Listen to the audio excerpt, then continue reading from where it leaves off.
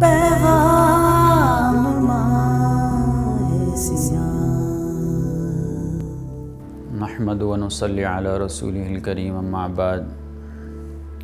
قال اللہ تبارک و تعالی فی القرآن المجید: وَاعْبُدُوا اللَّهَ وَلَا تُشْرِكُوا بِهِ شَيْئًا وَبِالْوَالِدَيْنِ إِحْسَانًا وَبِذِي الْقُرْبَى وَالْيَتَامَى وَالْمَسَاكِينِ وَابْنِ السَّبِيلِ وَالْجَارِ ذِي الْقُرْبَى وَالْجَارِ الْجُنُبِ وَالصَّاحِبِ بِالْجَنبِ وَابْنِ السَّبِيلِ وَمَا مَلَكَتْ أَيْمَانُكُمْ۔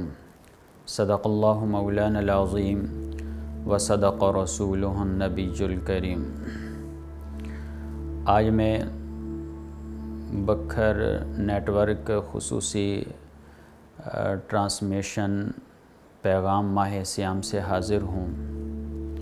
آج میرا ٹاپک ہے حقوق العباد۔ قرآن مجید کی سورہ نساء کی آیت نمبر 36 میں نے تلاوت کی ہے۔ اس آیت میں اللہ تبارک و تعالی نے حقوق العباد کو بیان کیا ہے۔ ایک اللہ کے حقوق ہیں، دوسرے بندوں کے حقوق ہیں۔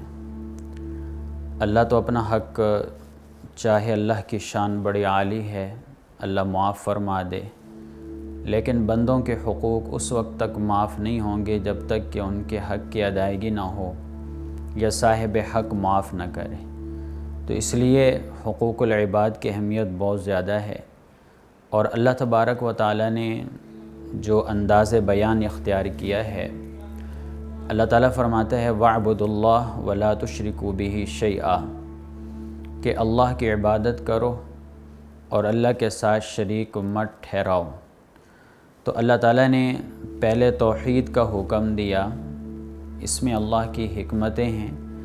ایک حکمت یہ ہے کہ بندوں کے حقوق وہی آدمی ادا کر سکتا ہے جو اللہ کو ایک مانے گا، اللہ کی توحید کا اقرار کرے گا، کیونکہ توحید کے ذریعے ہی بندے میں ایک ترغیب یا بندے میں ایک چیز پیدا ہوتی ہے، عمل کا داعیہ پیدا ہوتا ہے، اور عمل کرانے کے لیے خوف خدا اور تقوی کا ہونا ضروری ہے۔ تو شروع میں ہی اللہ کا خوف دلایا گیا اور تقوی، اللہ سے ڈرنا، تو خوف خدا دلا کر آگے عمل پہ راغب کیا گیا ہے۔ پھر آگے اللہ تعالیٰ نے حقوق بیان کیے، تو سب سے پہلے والدین کے بارے میں فرمایا وَبِالْوَالِدَيْنِ إِحْسَانًا، کہ والدین کے حقوق ادا کریں۔ قرآن مجید میں کئی مقامات پہ اللہ تعالیٰ نے جہاں اپنی عبادت کا حکم دیا وہاں والدین کی اطاعت کا حکم دیا۔ سورہ بقرہ آیت نمبر 83 میں بھی اللہ تعالیٰ یہی ارشاد فرماتا ہے کہ وَإِذْ أَخَذْنَا مِيثَاقَ بَنِي إِسْرَائِيلَ لَا تَعْبُدُونَ إِلَّا اللَّهَ وَبِالْوَالِدَيْنِ إِحْسَانًا۔ اسی طرح سورہ بنی اسرائیل ہے، آیت نمبر 23 ہے، اللہ تعالیٰ فرماتا ہے وَقَضَىٰ رَبُّكَ أَلَّا تَعْبُدُوا إِلَّا إِيَّاهُ وَبِالْوَالِدَيْنِ إِحْسَانًا۔ تو جہاں اللہ نے اپنی عبادت کا حکم دیا وہاں والدین کی اطاعت کا، ان کے ساتھ حسن سلوک کا بھی حکم دیا ہے۔ پھر یہاں پہ اللہ تبارک و تعالیٰ نے جو لفظ اختیار کیا، جو لفظ استعمال کیا، احسانہ، یہ نہیں کہا کہ حقوق ادا کریں، یہ نہیں کہا کہ ان کی خدمت کریں، بلکہ کہا کہ ان پہ احسان کریں۔ تو احسان کا مفہوم بڑا وسیع ہے۔ اس کا مفہوم یہ ہے کہ والدین کو جو خوش کرنے والے کام ہیں وہ کریں، اس میں خدمت بھی ہے، ان میں ان کا خیال رکھنا بھی ہے، ان پہ خرچ کرنا بھی ہے۔ احسان کے لفظ میں، اس کے مفہوم میں یہ چیزیں داخل ہیں۔ اسی طرح احسان کے مفہوم میں یہ بھی داخل ہے کہ والدین کو اف تک نہ کہو، انہیں ڈانٹو مت، ان کے ساتھ سخت بات نہ کریں۔ تو یہ والدین کے حقوق ہیں جن کو لفظ احسان سے اللہ نے بیان کیا کہ والدین کے ساتھ حسن سلوک کریں۔ اور حدیث میں بھی اس کی تائید آئی ہے۔ ایک حدیث میں آتے نبی صلی اللہ علیہ وسلم نے ارشاد فرمایا کہ اللہ کی رضا والد کی رضا میں ہے، اور اللہ کی ناراضگی والد کی ناراضگی میں ہے۔ اسی طرح بیہقی کی روایت ہے، نبی صلی اللہ علیہ وسلم نے ارشاد فرمایا کہ جو اولاد والدین کی فرما بردار ہو، جو بیٹا والدین کا فرما بردار ہے، اگر وہ عزت اور محبت کی نظر سے والدین کو ایک دفعہ دیکھ لیتا ہے تو اس کو ایک حج مقبول کا ثواب ملتا ہے۔ تو لہٰذا والدین مقدم ہیں، والدین کا درجہ پہلے ہے سب سے، کیونکہ حقیقی رب تو اللہ ہے، لیکن مجازی رب یعنی عالم اسباب میں جو بندے کی پرورش کرتے ہیں وہ والدین ہیں۔ پھر والدین کے دو حصے، ایک والدہ ہے ایک والد ہے، تو خدمت میں والدہ کا حق مقدم ہے اور حکم ماننے میں والد کا حق مقدم ہے۔ اس کے بعد اللہ تبارک و تعالیٰ نے جو دوسرا حق بیان کیا وَبِذِي الْقُرْبَى، قرابت داروں کے ساتھ حسن سلوک، ان کے حقوق ادا کرنا۔ ایک حدیث میں آتا ہے نبی صلی اللہ علیہ وسلم نے ارشاد فرمایا، آپ صلی اللہ علیہ وسلم نے فرمایا کہ والدین کے رشتہ داروں کے ساتھ صلہ رحمی، اگر کوئی چاہتا ہے کہ میرے مال میں بھی برکت ہو، یعنی میری دولت بڑھے اور میری عمر میں برکت ہو، تو اسے چاہیے کہ صلہ رحمی کرے۔ صلہ رحمی کہتے اسی کو ہیں کہ رشتہ داروں کے حقوق ادا کرنا۔ پھر رشتہ داروں میں فرق مراتب ہے، جو جتنا قریبی ہوگا اس کا حق اتنا زیادہ ہوگا، جن میں بھائی بہن بھی ہیں، اولاد بھی ہے، کزن بھی ہیں، دوسرے رشتہ دار ہیں، پھوپھیاں ہیں، خالائیں ہیں، ماموں ہیں، چچا ہیں، تو سب کے حقوق ہیں۔ تو جس کا نسب تعلق قریبی ہوگا اس کا حق زیادہ ہوگا بنسبت دور والے کے۔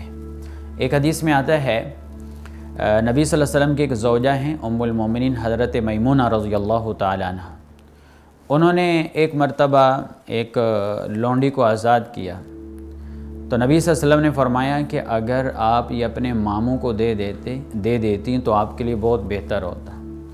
اب ویسے تو نبی صلی اللہ علیہ وسلم نے غلاموں کی آزادی کا حکم دیا، لونڈیوں کی آزادی کا حکم دیا، ترغیب دی باقاعدہ، لیکن جب بات آئی رشتہ داروں کی صلہ رحمی کی تو وہاں صلہ رحمی کو مقدم کیا۔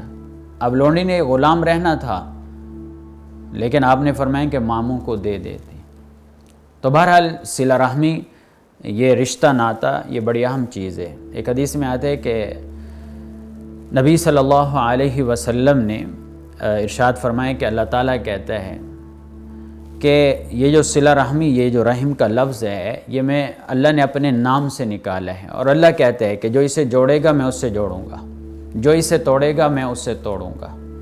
تو لہذا رشتہ داروں کے حقوق ادا کرنے ہیں۔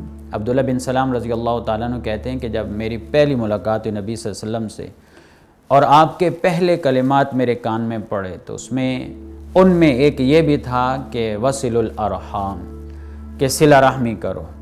اور ایک حدیث میں آتا ہے کہ اگر کسی مسکین کو آپ صدقہ دے رہے ہیں، کوئی چیز دے رہے ہیں، تو آپ کو ایک صدقہ یعنی ایک ثواب ملے گا، لیکن اگر آپ کسی غریب رشتہ دار کو دے رہے ہیں تو آپ کو ڈبل ثواب ملے گا، ایک صدقے کا اور دوسرا صلہ رحمی کا۔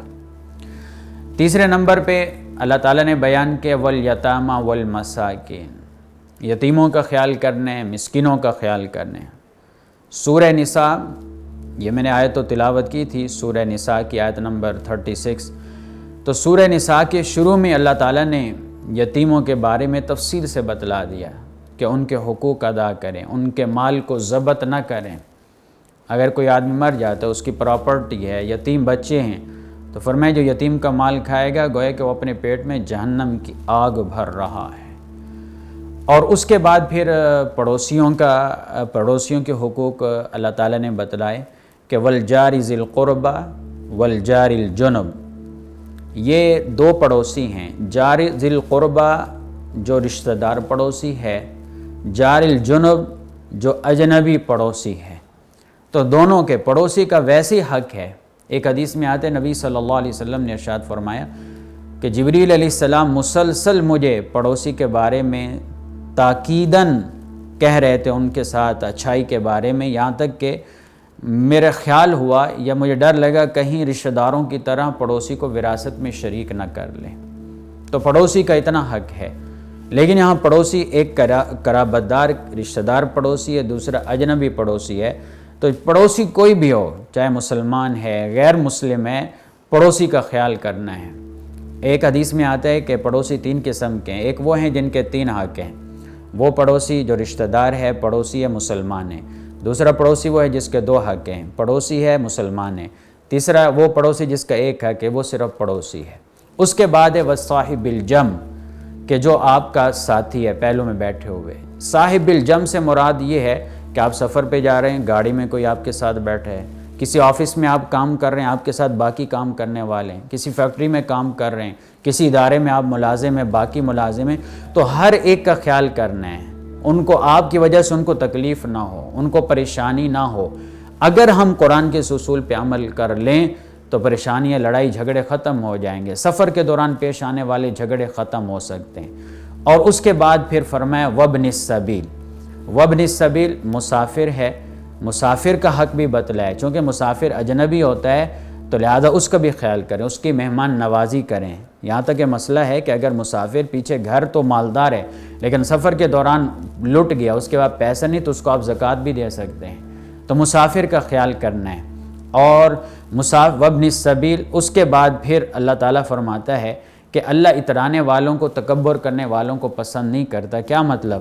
کہ اللہ تعالیٰ نے یہ جو حقوق بیان کیے تو ان حقوق پہ وہی عمل کرے گا جس کے اندر عاجزی ہوگی، جو عمل نہیں کرے گا سمجھو اللہ کے آگے تکبر کر رہا ہے۔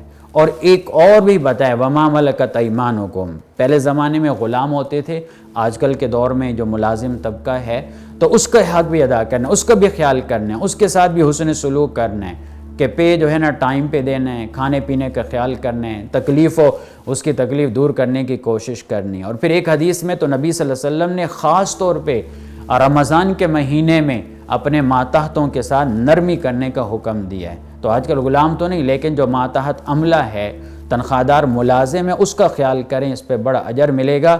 تو یہ اللہ تعالیٰ نے حقوق بتلائے اور فرمایا کہ وَاعْبُدُوا اللَّهَ، کہ جس کے دل میں اللہ کا ڈر ہوگا وہی یہ حقوق ادا کرے گا۔ اللہ تبارک و تعالی ہمیں سمجھ اور عمل کی توفیق عطا فرمائے۔ وَمَا عَلَيْنَا إِلَّا الْبَلَاغُ